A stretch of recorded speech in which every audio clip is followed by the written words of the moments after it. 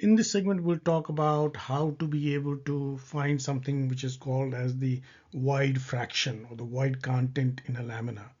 So whenever you're going to make a composite material, invariably there is going to be some amount of voids in the lamina.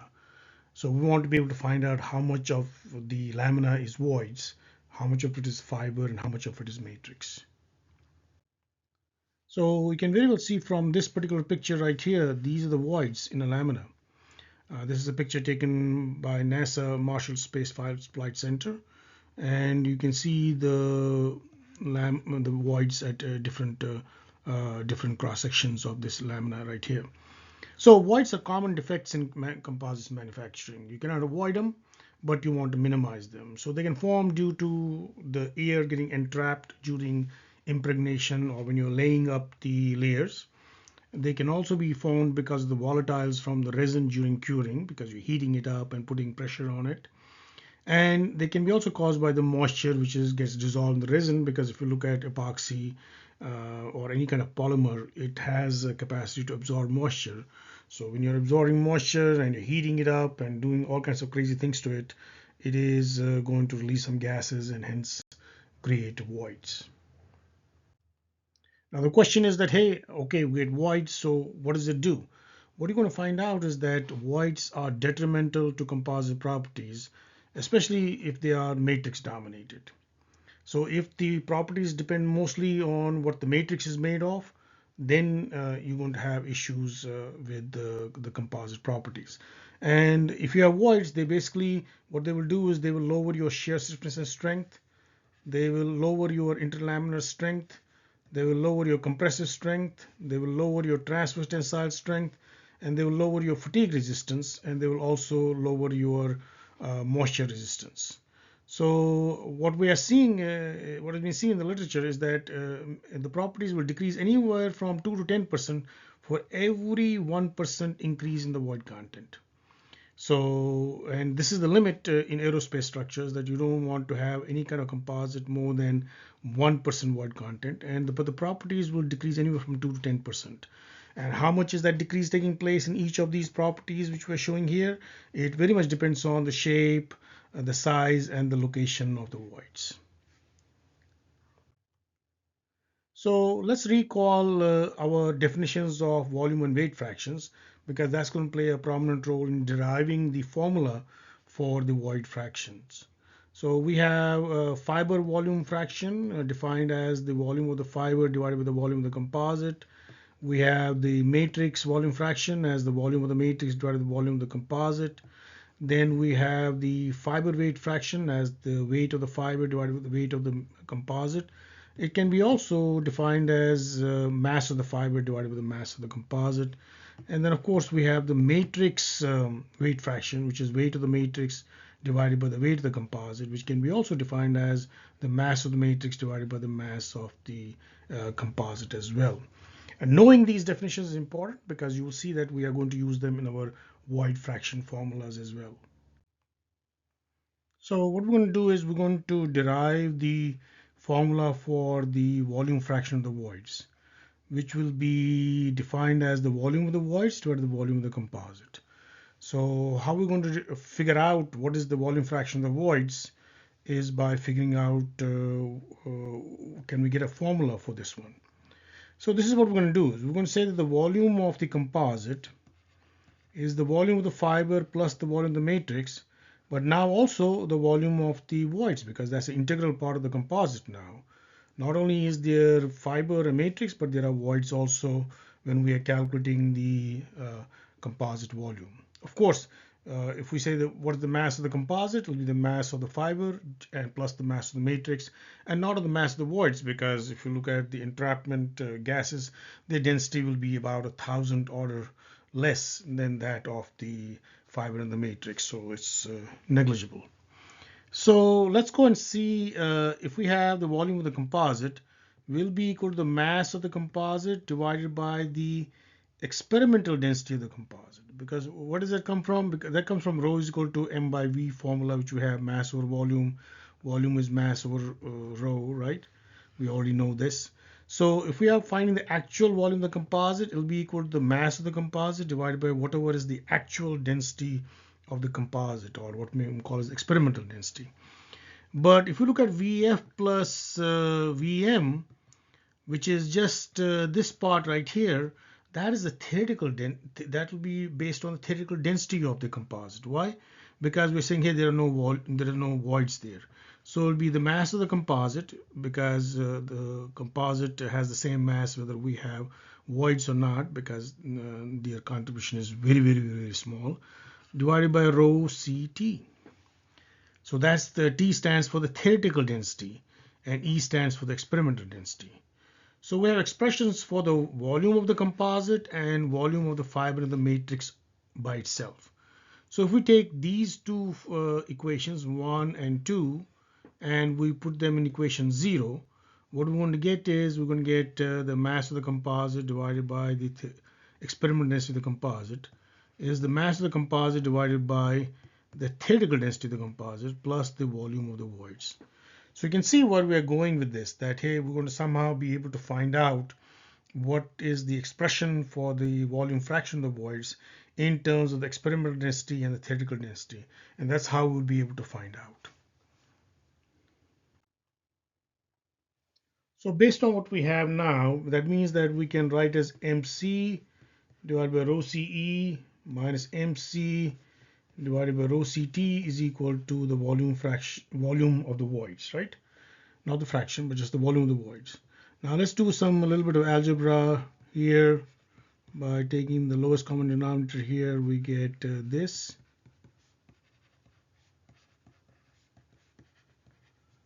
Now what we're going to do is we're going to take this to the right side, and we're going to take MC to the right side. And let's first take that to be common.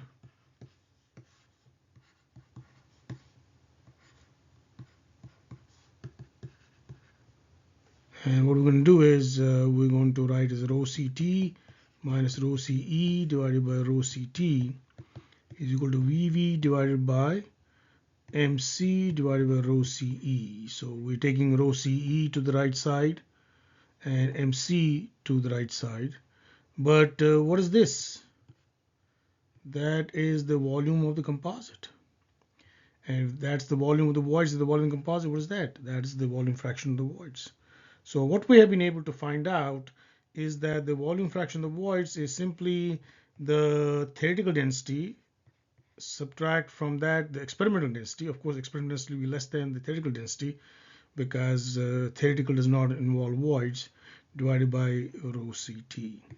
So this gives us a direct measure of how to find out what the volume fraction of the, I shouldn't call it a direct measure, an indirect measure of how we can find the volume fraction of the void. So if we can calculate the theoretical density and the experimental density, we should be able to calculate the volume fraction of the voids, and we'll see that how that is done experimentally.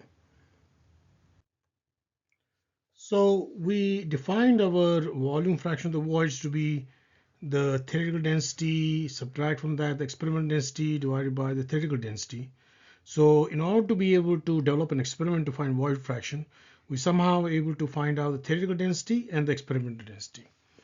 So the experimental density can be found out just by using this formula right here.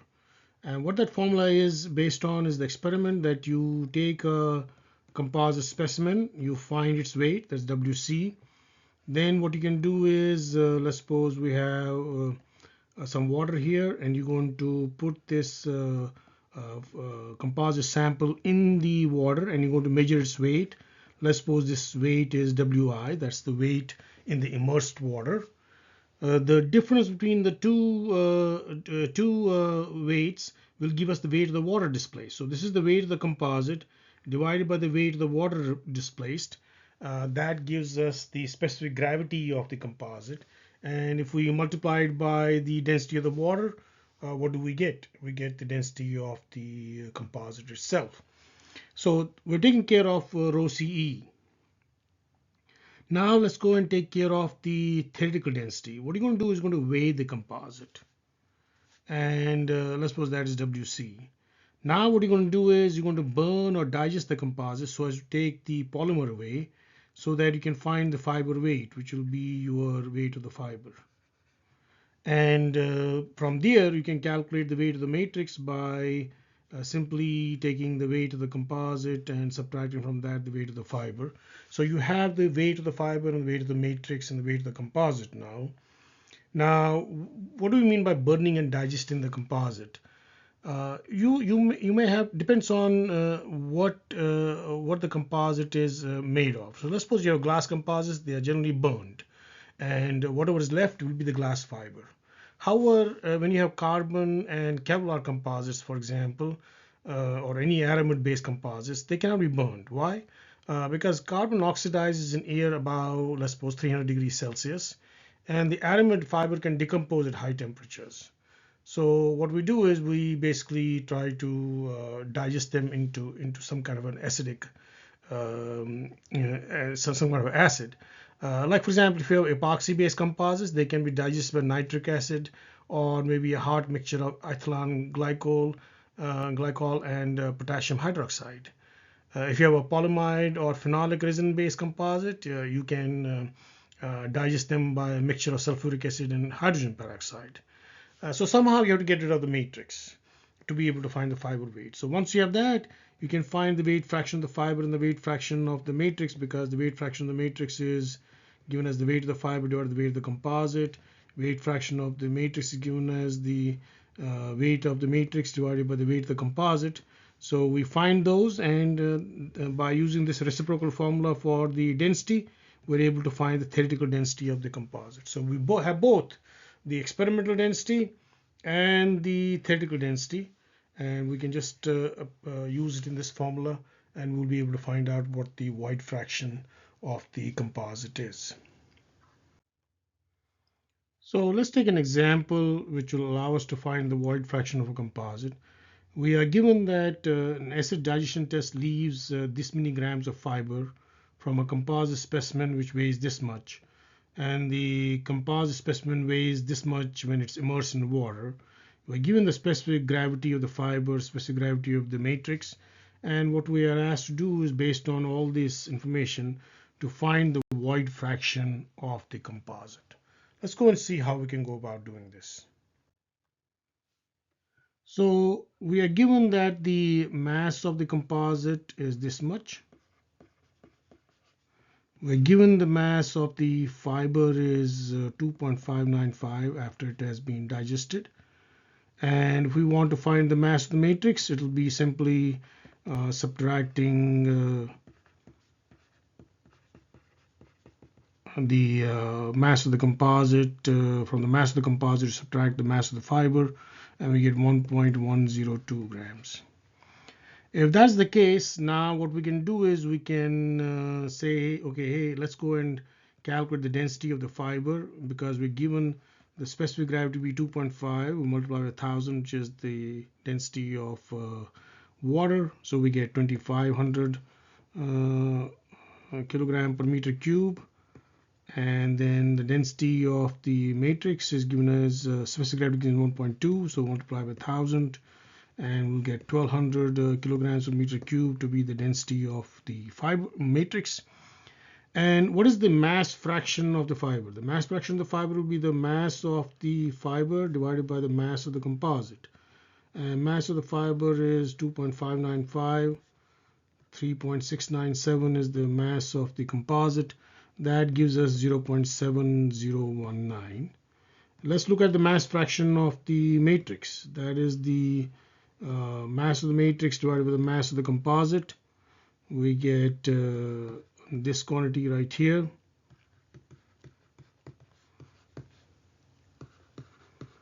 Of course, if you add these two quantities, you're going to get 1, because that's the total fraction, which should come out to be 1.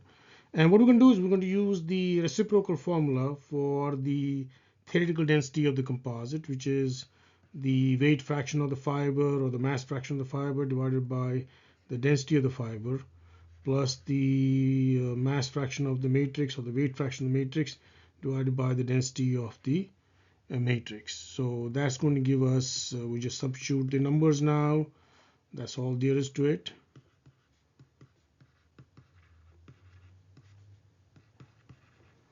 And that gives us a value of rho CT to be 1890 kilograms per meter cube once we calculate that. So that is the theoretical density. Now what we have to do is we have to find the experimental density. So in order to find out the experimental density, how do we go about doing that? We say, okay, the mass of the composite is 3.647 grams. That is 3.647 times 10 to the power minus 3 kilograms.